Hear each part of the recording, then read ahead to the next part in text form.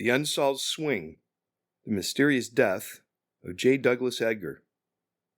Welcome to Ontario Cold Cases, Canada's true crime podcast, where we unearth the chilling mysteries that time forgot. Tonight, we step onto the shadowy fairways of history, chasing a tale that begins with triumph and ends in blood. It's August 8th, 1921. The streets of Atlanta, Georgia run red with the life of a golfing legend. A man who conquered Canada's greens with a swing so revolutionary it rewrote the game. J. Douglas Edgar, the English maestro who claimed the Canadian Open in 1919 with a record-shattering 16-stroke lead, was found dying under a flickering street lamp. His femoral artery sliced open in a wound too precise to be an accident. Was it a jealous lover's revenge, a gambler's reckoning, or a hit and run gone wrong? From the roaring crowds of Toronto to a lonely Atlanta curb, this is no ordinary cold case. It's a puzzle of passion, power, and a killer who vanished into the night. Grab your clubs, listeners, because we're teeing off into the unsolved murder of J. Douglas Edgar, and the truth is still out of bounds.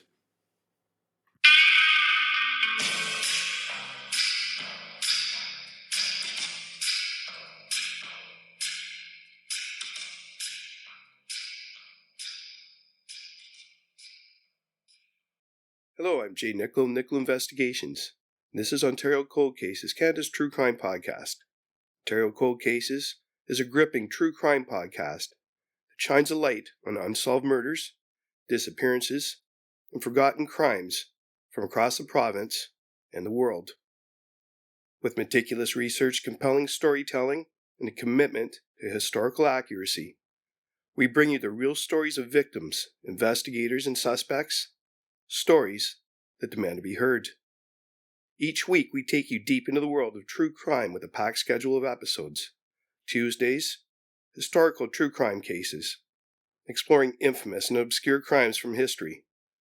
Wednesdays, the Mick and Mac Mysteries, a thrilling fictional detective series set in 1950s Toronto. Thursdays, World Cold Case Thursday, investigating unsolved cases from around the globe. Sundays, Ontario Cold Cases, the latest episode uncovering an unsolved mystery from Ontario. From high-profile crimes that shock the nation to little-known cases waiting for justice, we uncover the truth, one case at a time. Join us as we explore the dark corners of history and mystery, where every clue could lead to answers and every case deserves a second look. Subscribe now wherever you listen to your favorite podcasts and never miss an episode of Ontario Cold Cases, Canada's true crime podcast.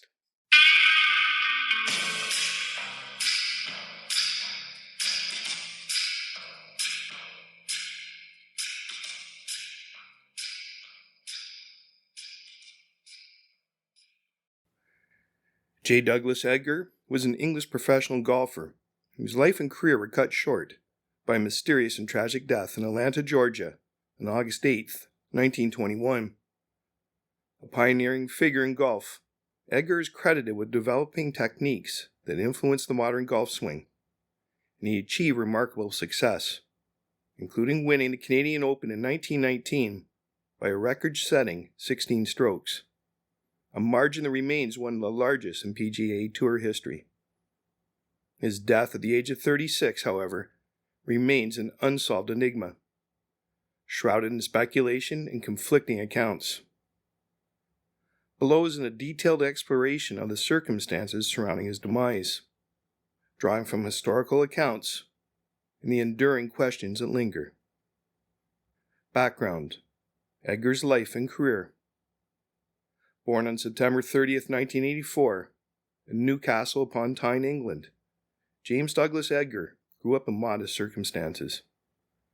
He began his golfing journey as a caddy at age 13, eventually rising to prominence as a professional golfer. Edgar's career highlights included winning the French Open in 1914 and mentoring notable players like Bobby Jones, Tommy Armour, and Alexis Sterling. In 1919, after World War I disrupted his career in Europe, Edgar emigrated to the United States, leaving his wife Margaret, their 2 children, Rhoda and Douglas Jr., temporarily behind in England. He secured a position as a head professional at Druid Hills Golf Club in Atlanta, where he quickly gained a reputation for his innovative swing mechanics, often referred to as the movement, and his charismatic, if unconventional, personality.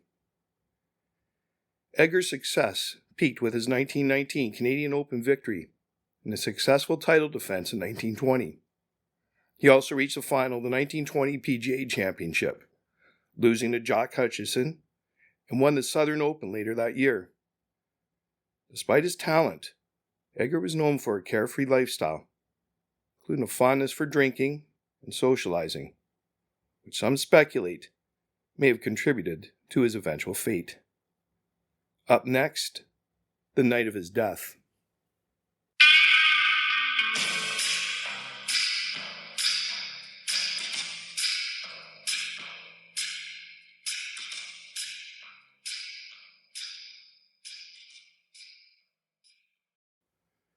The night of his death. On the evening of August 8th, 1921, around 11:30 p.m., Edgar was found lying in a pool of blood on West Peachtree Street, near his home in Atlanta. The discovery was made by Comer Howell, a 20-year-old cub reporter for the Atlanta Constitution, along with 2 colleagues, as they were driving home from work. Howell initially assumed Edgar had been struck by a car, a conclusion reinforced by Atlanta's growing concern over traffic accidents. 1921 had already seen 38 traffic-related deaths in the city, and August was Traffic Safety Awareness Month. Edgar was still alive when found, cradled in Howell's arms, but he succumbed to his injuries before medical help arrived. He died from massive blood loss. The official narrative quickly labeled the incident a hit-and-run accident. The next day's Atlanta Constitution headline read, J. Douglas Edgar, golf professional at Druid Hills Golf Club, and one of the best-known golfers in the world, was struck by an unidentified automobile at the corner of 5th and West Peachtree Streets late Monday night and died. The official investigation and coroner's inquest. The Atlanta police, led by Chief of Detectives Lamar Poole, launched an investigation to identify the vehicle responsible. They inspected hundreds of local automobiles for signs of damage, such as a broken fender, but found no conclusive evidence. A neighbor reported hearing a powerful motor car screeching away at a rapid rate of speed, which bolstered the hit-and-run theory. However, the coroner's inquest, held shortly after Edgar's death, revealed details that challenged this assumption. The autopsy showed that Edgar's injuries were concentrated on the lower part of his body. His right hip was bruised and slightly grazed, but the fatal wound was a narrow, deep puncture on the inner side of his left leg, severing his femoral artery. His injury caused him to bleed out rapidly, but it lacked the hallmarks of a vehicular collision. No broken bones, no widespread bruising, no catastrophic trauma typically associated with being struck by a car. The coroner's jury concluded that Edgar died due to the severed artery and deemed the wound inconsistent with a hit-and-run. Instead, they suggested it resembled a deliberate stabbing, shifting the case from an accident to a potential homicide. Up next, theories and speculation.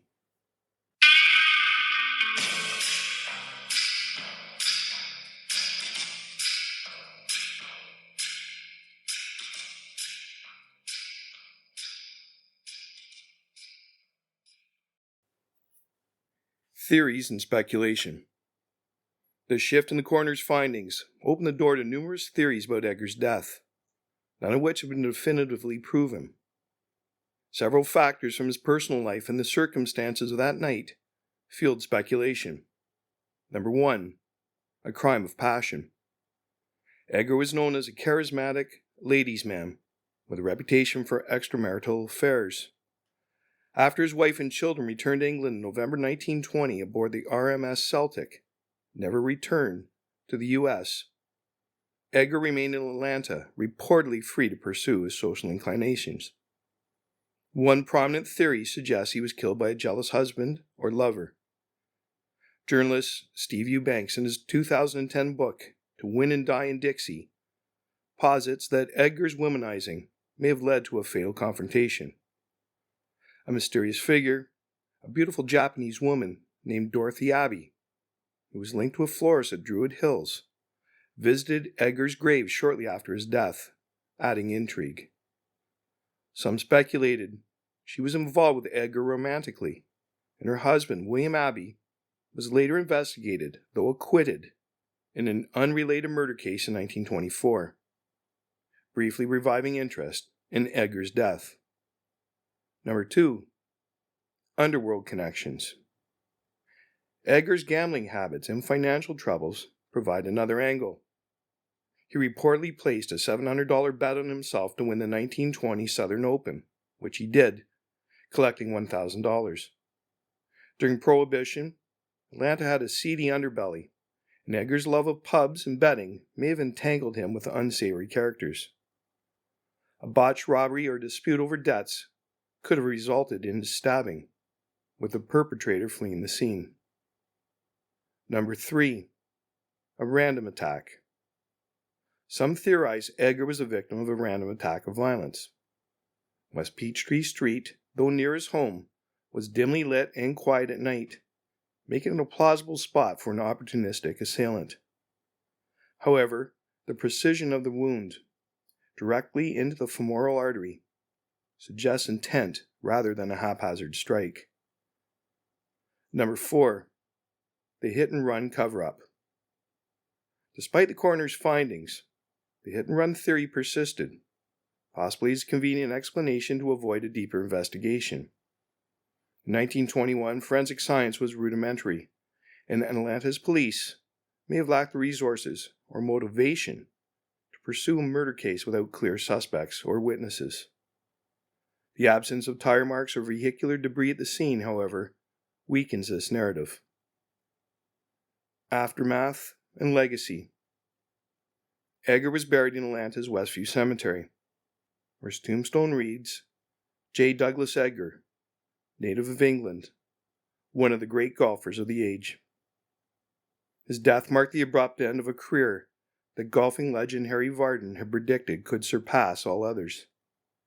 His book, The Gate to Golf, in 1920, which outlined his revolutionary swing theories, remained influential, impacting players like Bobby Jones, who went on to dominate the 1920s. The mystery of Edgar's death faded from public attention over time.